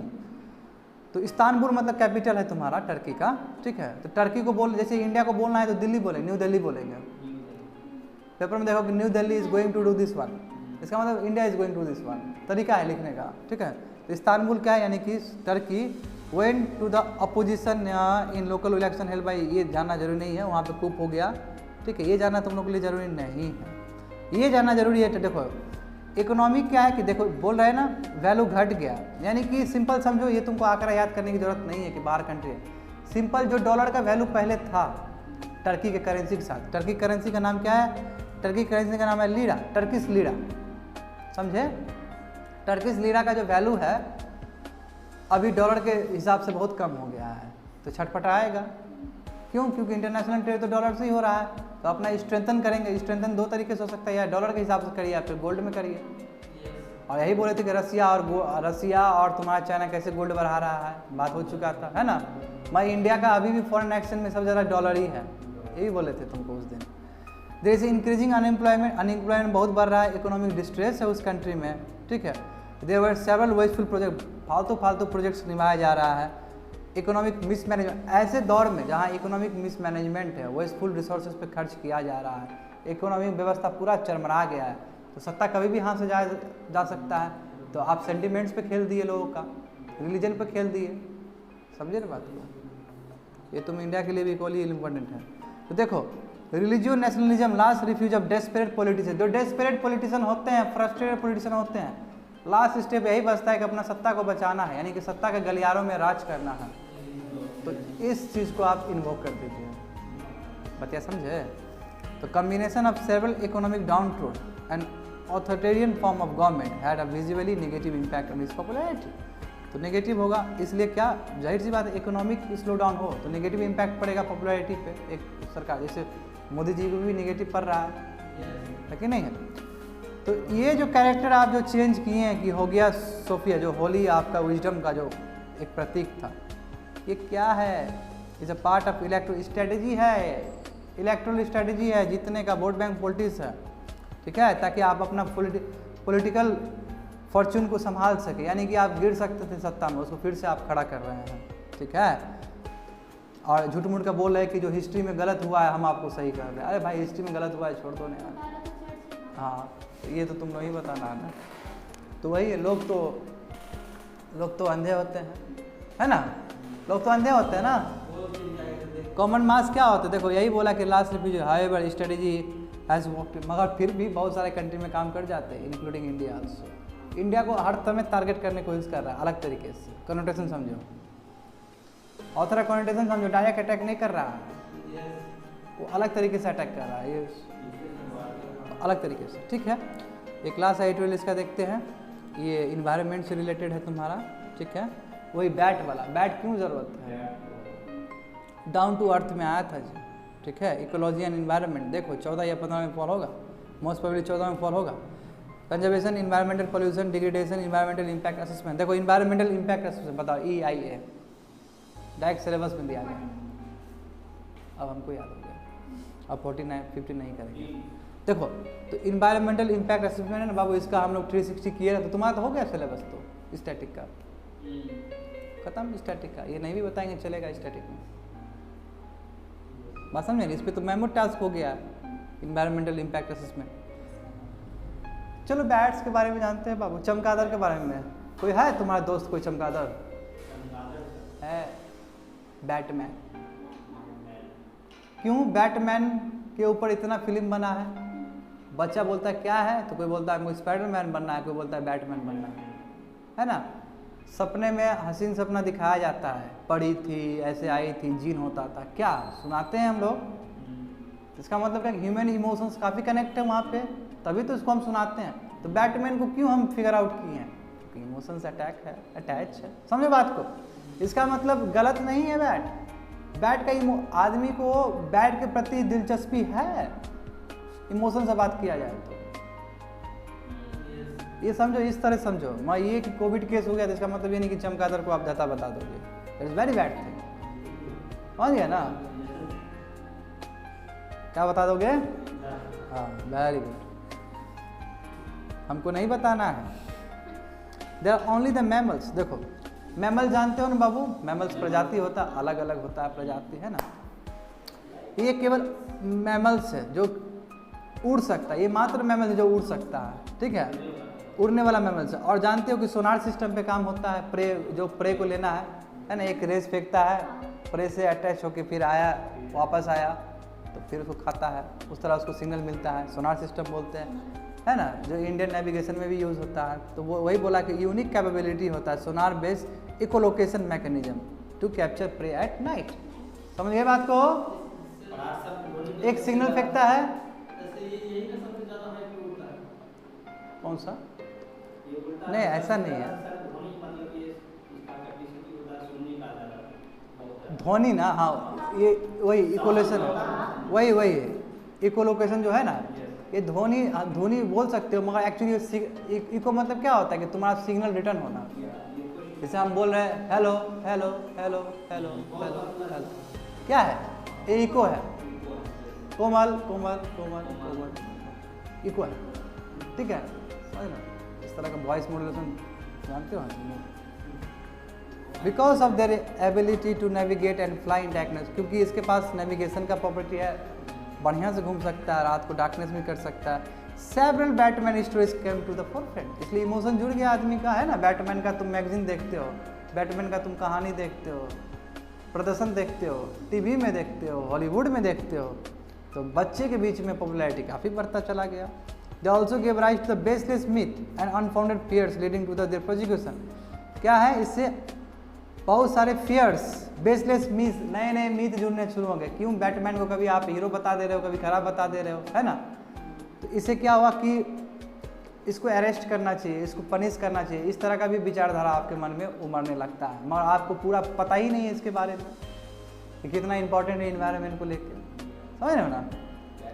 स्टडी सजेस्ट करता है कि नोवल कोरोना वायरस जो कि SARS-CoV-2 है, बोले ना प्रजाति सार्स का ही है, could have originated from bats and unknown intermediate host and spread over in जानते हो कि वुहान सिटी से मार्केट से आया है तो लोग के दिमाग में और गंदा बैठ गया बैट्स को लेकर। Where do we find bats? पूछ रहे थे बाबू कहाँ मिलता है। तो बैट्स क्या है कि are the largest mammalian group after rodents. Rodent समझ गए, चूहा जो प्रजाति है, उसके बाद सबसे लार्जेस्ट प्रजाति कोई है मैमल्स में, तो वो क्या है? बैट, चमगादड़ है। चूहा नहीं उड़ सकता है, देखे हो कभी चूहा को उड़ते हुए? मैं ये मात्र मैमल से जो उड़ सकता है, एक्सेप्शनल है, ठीक है। देखो they have 1300 species making up a quarter of all mammal, यानी कि जितने मैमल्स होंगे उसका तुम्हारा एक चौथाई तो केवल यही ऑक्युपाई करता है, और इसमें 1300 अलग अलग टाइप के चमगादड़ होते हैं वर्ल्ड में। इसका मतलब देखो कितना वेरिएशन है। और इंडिया का कॉन्टेक्स्ट में बात करेंगे तो देखो दे अकर ऑन ऑल द, हर एक कंटिनेंट्स में है एक्सेप्ट अंटार्कटिका, क्योंकि सर्वाइवल नहीं हो सकता वहाँ पे। हर एक जगह आ गया तो हो गया, बात खत्म। और पर्टिकुलरली डाइवर्स इन साउथ एशिया, तो डाइवर्सिटी साउथ एशिया में इसका डाइवर्सिटी बहुत ज़्यादा है। तो कैसे देखो, साउथ एशिया में मात्र तुम्हारा 114 टाइप का स्पीसीज पाया जाता है बैट, जो कि इंसेक्ट को खाता है, और जो 14 टाइप का जो पाया जाता है वो फ्रूट को खाता है। फ्रूट्स को खाता है, वो फिर सीड को फिर छोड़ देता है और उस एग्रीकल्चर में यूज़ होता है। समझे? वेस्टर्न घाट्स बताएंगे अभी। बात समझे? तो याद नहीं करना है, बस तुमको क्या यहाँ पे क्या याद होना चाहिए तुमको कि बाढ़ का महत्व है और एशिया में बहुत इसका डाइवर्सिटी है। बात खत्म। एक ये तुम्हारा किस पे डिपेंड, इंसेक्ट ईटिंग पे डिपेंड कर सकता है, fruit. What about roasting and food preference? Roasting मतलब कहाँ रहता है, शेल्टर और खाने का। तो कहाँ रहता है?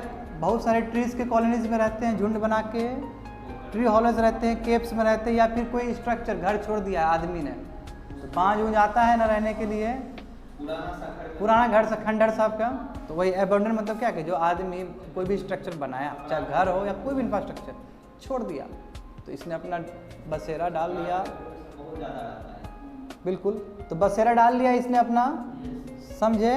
They are diverse in their food preference. अलग अलग है जी। क्यों? अभी जस्ट बोले इंसेक्ट कोई खाता है, कोई फ्रूट खाता है। इसका देखोगे तो कोई इंसेक्ट खा रहा है, कोई नेक्टर खा रहा है, कोई फ्रूट्स खा रहा है, कोई सीड्स खा रहा है, कोई फ्रॉक्स खा रहा है, कोई फिश खा रहा है। फ्रॉक्स भी खाता है, बिल्कुल नॉन वेज है, अलग अलग प्रजाति है। The diet of the fruit eating bats consist largely of flowers and fruits such as mangoes. अब क्या है, क्या चीज़ का है? मैंगोज, बनानास, गुआवा, बताओ, टमेरिंड, इमली एंड मैनी स्पीसीज। और भी बहुत सारे ट्री फर्स्ट को याद नहीं करना है, बस फ्रूट खाने वाले, बात खत्म। They play a vital role in maintaining ecosystem. इसलिए बहुत, क्यों बाबू? पोलन ग्रेन्स, पोलिनेशन में हेल्प कर देगा। नेक्टर खा रहा है तो वहाँ पोलिनेशन हो रहा है, समझे ना?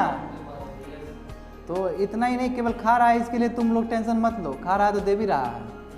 तो how did they get registration? तो वायरस से कैसे बच जाता है? वायरस का करियर कैसे है? कैरियर तुम जानते हो ना कि बहुत पहले क्लास में बताए थे कि चमगादड़ के पास यूनिक कैपेबिलिटी होता है कि वो अपने अंदर वायरस रख सकता है, वो वायरस उसको अटैक भी नहीं करता। कभी बताए थे तुम थे?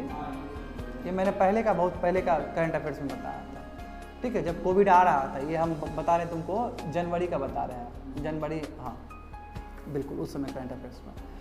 देखो यूनिक कैपेबिलिटी है कि उसके पास वायरस होने कैरियर है, वायरस को समाहित करने का वो कैरियर है, मगर वो वायरस उसको अटैक नहीं करता। ऐसा क्यों? ये तो बहुत गजब बात हो गया ना कि आपके शरीर में वायरस है, वहाँ आपको इम्पैक्ट नहीं करता। तो इसका कारण है एवोल्यूशन। एवोल्यूशन मतलब क्या कि जिस तरह बैट का प्रजाति का एवोल्यूशन हुआ है, जैसे ह्यूमन बींग का भी हुआ है ना, होमोसेपियंस बने हैं, होमो आर्किक थे, इरेक्टस थे, आस्ते आस्ते करके हम एवोल्यूशन हुआ ह्यूमन बींग का, तो ह्यूमन बींग अलग हो गया है। इसलिए बहुत सारा ह्यूमन बींग आराम से अब कोई भी दुख दर्द को झेल सकता है। पहले के आदमी को नहीं झेल सकता था उतना, पहले का ब्रेन भी बहुत कम होता था। इसको एवोल्यूशन बोलते हैं, जो पैसेज ऑफ टाइम आपका बॉडी चेंज होता है।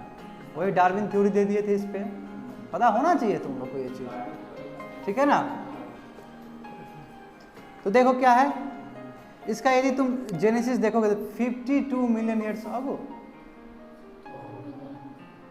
बाबू देखो तुमसे कितना बड़ा है ये लोग। तो बैट्स का देखो कि तो एवसिन पीरियड है और अर्थ हिस्ट्री, यानी कि 52 मिलियन ईयर्स अगो है, और उसके बाद एवोल्यूशन चल ही रहा है। ड्यूरिंग दिस लॉन्ग एवोल्यूशन, है ना, their bodies have gain resistance to virus.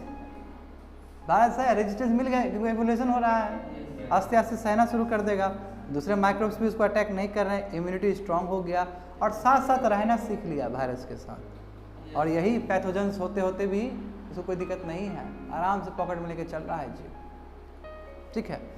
मैं ये कहना भी गलत होगा कि यदि ऐसा नहीं कि तुम कांटेक्ट में आओगे बैट्स करके तुमको भी हो जाएगा, ऐसा नहीं होता। वो दूसरे एनिमल से हो सकता है, दूसरा एनिमल यदि कोई उससे लिंक में आया, वो एनिमल फिर वो एनिमल को खाएगा आदमी, तब होगा। तो आप बैट को गलत तरीके से दृष्टि से देख रहे हो, दृष्टि से देखने की जरूरत नहीं है, वो भी हो सकता है बिल्कुल। मैं बैट को खाने वाले प्रजाति बहुत कम है ना लोग, चाइनीज़ लोग तो अलग है, ये तो शुरू से ही अलग है ये लोग। मैं पूरा ऑल ओवर वर्ल्ड बात करता हूँ, तो बैट को कोई खाना नहीं चाहता है, ठीक है ना। तो कम प्रजाति है खाने वाले, और यही कम प्रजाति पूरा दुनिया को तबाह कर दिया है ना। इसका देखो ये कोचिंग तक इम्पैक्ट हुआ है। How do they benefit the nature? तो अभी तो बात कर ली है, तो कैसे करता है बेनिफिट? सीड डिस्पर्सल, बार बार बोल रहे थे यही चीज़, सीड को डिस्पर्स कर देगा, एक जगह दूसरी जगह कर देगा, वहाँ पे बनेगा बड़ा बड़ा वेजिटेशन बन जाएगा, है ना। Bats play a vital role in seed dispersal and forest regeneration, फिर नया फॉरेस्ट फलने और फूलने में मदद करता है। Seedling raise from bat dispersed seeds show higher germination, जो बैड से गिरता है वो दिखता है कि बहुत ज़्यादा जर्मिनेट करता है एज कम्पेयर टू दूसरा नेचुरल प्रोसेस।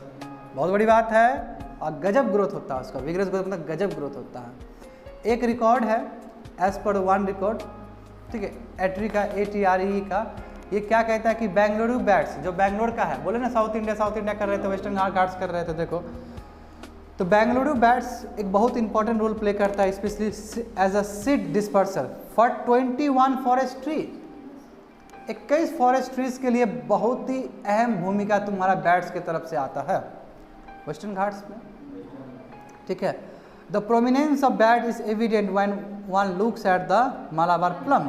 जो मालाबार प्लम है, यानी कि मालाबार प्लम मतलब क्या होता है जी, वहाँ का जो वेजिटेशन है और जिस तरह बहुत बढ़िया से सजा है, धजा है, जो देखने में अट्रैक्टिव लगता है, वो देख के तब तुमको समझ में आएगा कि बैट जिंदाबाद। समझे ना। पॉलिनेशन का भी बात कर दिए थे तुम्हारे सामने में कि बहुत इंपॉर्टेंट रोल प्ले करता है जी पॉलिनेशन में, ठीक है, स्पेशली लार्ज फ्लावर प्लांट्स के लिए और क्रॉप प्रोटेक्शन के लिए भी, क्रॉप बचाने में भी। लगभग तुम्हारा 30% जितने भी बैट्स हैं वो डायरेक्ट तुम्हारा प्लांट पे डिपेंड करते हैं खाने के लिए। वेजिटेरियन भी था, बताए थे। नेक्टर फीडिंग बैट्स, जो नेक्टर खाएगा वो मेजर पॉलिनेटर होगा, बोले ना ऊपर का जो खाएगा रस खाएगा, ठीक है। और इकोलॉजिकली और इकोनॉमिकली इंपॉर्टेंट प्लांट्स ये सभी लोग, क्यों? क्योंकि फिर इससे पॉलिनेशन होगा, फर्टिलाइजेशन होगा, रिप्रोडक्शन होगा तुम्हारा प्लांट्स का, और इस तरह जर्मिनेट होगा, फॉरेस्ट बड़ा बड़ा बनेगा। समझ रहे हो ना। तो लिविंग इन ट्रीज मैमल्स, क्योंकि ये एर्बोरियल है, एर्बोरियल मतलब क्या है, चूँकि ये ट्रीज में रहने वाले मैमल्स हैं, बैट्स आर मेजर पॉलिनेटर्स, इसलिए पॉलिनेटर्स हैं क्योंकि संपर्क में, नज़दीक संपर्क में आ जाएंगे उसके, ठीक है। तो रेन फॉरेस्ट ट्रीज में, स्पेशली वेस्टर्न घाट्स में, इसका वर्चस्व बहुत ज़्यादा है। चाहे तुम जिसमें तुम्हारा क्या 141 species fruit species in the tropics, ठीक है, specially important species like the Mahua, Neem, wild banana and palms, ये सभी चीज़ पे बहुत डिपेंड करता है, और इसको भी फलने और फूलने में महुआ सबको बहुत बड़ा रोल है, ठीक है। महुआ का पेड़ देखे हो ना जी, ठीक है, मेजर पॉलिनेटर्स, ठीक है, सभी के लिए है। इन एशिया और Africa about 300 economically important plant species rely on bats for pollination and dispersion. देख लो एशिया और अफ्रीका कंटिनेंट देख लो, इतना ज़्यादा अहमियत रखता है। लगभग 300 जो कि इकोनॉमिकली वाइबल है, वो प्लांट आपको इकोनॉमिक्स भी देता है, अर्थव्यवस्था को भी बढ़ाता है आपका, है कि नहीं है? बढ़ाता है कि बढ़ाता नहीं बढ़ाता है? आज देख लो चेयर बैठे हो, ये बढ़ा है कि नहीं बढ़ा है इकोनॉमिक एक्टिविटीज़, है ना। तो बहुत इंपॉर्टेंट है। देयर आल्सो मेजर बहुत सारे मैंग्रोव्स के लिए, अब देखो मैंग्रोव्स कितना इंपॉर्टेंट है ना, यहाँ तक वो बचे, यानी कि मैंग्रोव्स को भी बचाने के लिए इसका योगदान है। तो कैसे तुम इसको बोल सकते हो कि बेकार है ये? Not many quantitative estimates are available, और बहुत सारे आंकड़ा नहीं है हमारे पास, आंकड़ा होगा तो और अच्छे से बोल सकते हैं इसके बारे में। Productivity of agriculture by killing insects, बोले ना क्रॉप प्रोटेक्शन बोल रहा था ना ऊपर बाबू, एग्रीकल्चर को ही बल देने के लिए बहुत इंपॉर्टेंट है। क्यों? क्योंकि इंसेक्ट्स को खा जाता है। Insects are the major problem for agriculture. क्यों? जानते हो बहुत प्रॉब्लम है, जैसे रोडेंट्स भी एक एग्जांपल ले लो। यहाँ पे हम लोग सीडेड वाला किए थे, एक ट्रांसप्लांटिंग किए थे, डायरेक्ट वाला याद करो, रोडेंट्स याद कर लो, पॉजिटिव नेगेटिव उसका, ठीक है। तो ये क्या बोल रहा है कि जो इंसेक्ट्स है उससे क्या होता है कि जो एनुअल प्रोडक्शन होता है लगभग वर्ल्ड में 26% बर्बाद होता है, उसमें तुम्हारा रोडेंट्स का भी कंट्रीब्यूशन है, जानते हो। और रफली देखा है तो $470 बिलियन का वर्ल्ड वाइड बर्बाद होता है केवल क्रॉप्स, इसका इक्वल अमाउंट कर देते हो। तो इंसेक्टिवर्स बैट्स, जो इंसेक्ट को खाने वाले जो बैट्स है वो लगभग 70% है, यानी कि फ्रूट्स खाने वाले लोग 30% है बैट्स, और ये प्रीडेटर है, they are very predators of nocturnal insects and crop pest. तो क्या है, इंसेक्ट को खाएगा, इंसेक्ट को खाएगा ये अपना, और जो क्रॉप पेस्ट है, क्रॉप को जो बर्बाद कर रहा है, छोटे छोटे फतिंगा लोग हैं, फतिंगा को भी फतिंगा कर देता है। मोटिन का देखिए ऐसे करके, मोटिन का जो प्रचार आता था पहले, ऐसे करके खा जाता है, वही इसी तरह खा जाता है, ठीक है ना।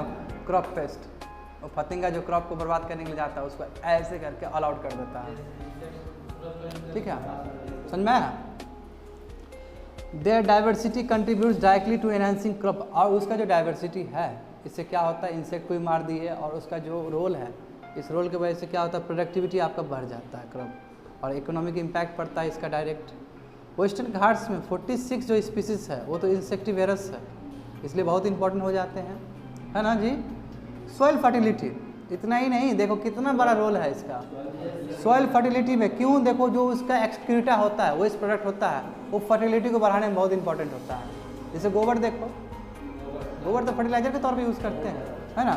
वही बोला कि bats contribute significantly to soil fertility and nutrient distribution due to their large numbers, high mobility and varied habitats for roosting and foraging. तो क्या बोला है ये? इसलिए क्योंकि ये एक जगह से दूसरी जगह पे जाता है, रहता है, और ये यात्रा में बहुत कुछ करता है, समझे। तो स्पेशलिस्ट जो बोल रहे थे वो सेकंड में आ जाएगा तुम्हारा। ये बैड गुना वही है, ड्रॉपिंग्स मतलब वही एक्सक्रीटा, ठीक है। Provides organic input to soil, जो एक्सक्रीटा है उसका देखो लिखने का तरीका देखो क्या है कि वो इनपुट प्रोवाइड करता है, उसका फर्टिलिटी बढ़ाता है, न्यूट्रिएंट ट्रांसफ़र होते हैं और सॉइल फर्टिलिटी बढ़ता है, तो उससे एग्रीकल्चरल प्रोडक्टिविटी बढ़ता है। ये प्रैक्टिस हार्मलेस है, ये नहीं कि चमगादड़ के अंदर वायरस है और उसका एक्सक्रीटा यूज़ करना ही ये हार्मलेस है, अच्छी बात है। जैसे तुम गोबर देख लो, शुद्ध माना जाता है, पूजा में यूज़ किया जाता है ना जी। This practice is harmless vis-a-vis human health, तो प्रमोट ह्यूमन हेल्थ। बस अब देख लिए सॉइल फर्टिलिटी। अब इनफैक्ट ह्यूमन हेल्थ को भी बढ़ाने के लिए हेल्प होता है। क्यों? क्योंकि मस्कीटोस, अब बड़े बड़े मस्कीटो जैसे डेंगू वाले मस्कीटोस, चिकनगुनिया वाले मस्कीटो, उसको भी खा जाता है। और तो इसमें एक आंकड़ा देगा तुम्हारा कि एक छोटा सा बैट भी एक रात में 5000 मस्कीटो को उड़ा सकता है, ठीक है। Several species of bat contribute to human health by reducing population of mosquitoes and other insect vector that spread malaria, जो मलेरिया फैला सकता है, डेंगू फैला सकता है, चिकनगुनिया और अदर डिजीजेस। बोले ना बाबू, एक छोटा सा बैट भी 5000 मस्कीटोज को एक रात में चट कर सकता है, ठीक है। तो तुम लोग कितना रोटी चट करते हो दिन में? हाँ, जो जितना तुम भात एक महीना में चट करते हो, भात का चावल बोल रहे हो, वो एक दिन में ये करता है। क्या एक हफ्ता 5000 तो सीट खा ही लेते होगे ना तुम लोग एक हफ्ता में? बिल्कुल आराम से। एक बार जब खाते हो तो उसमें 1000 से ज़्यादा ही होगा, नहीं सोचो कभी। Understanding the role played by bats help us appreciate how their absence can greatly affect all facets of life. जब इसके एब्सेंस जब हम रियलाइज़ करेंगे तब हमको समझ में आएगा इसका प्रेजेंस का क्या वैल्यू है।